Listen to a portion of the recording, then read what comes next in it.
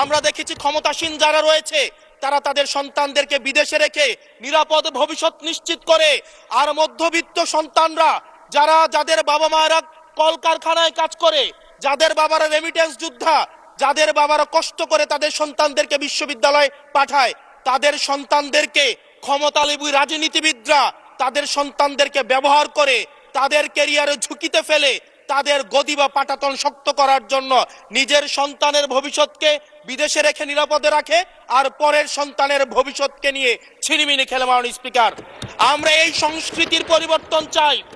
আমরা চাই বিশ্ববিদ্যালয়গুলো শুধুমাত্র নেতা তৈরির হাতিয়ার হবে না। এই বিশ্ববিদ্যালয়গুলো গবেষণা, বিশ্ববিদ্যালয়গুলো পাঠ চর্চা, বিশ্ববিদ্যালয়গুলো সেখানে এক ধরনের মনস্তাত্ত্বিক সমৃদ্ধি, এবং সেখানে আমরা যেখানে গবেষণা হবে সেখানে আমরা বিশ্ববিদ্যালয়গুলো থেকে বুদ্ধিজীবী গবেষক আমরা বাংলাদেশকে এবং জাতিকে উপহার দিতে পারবো।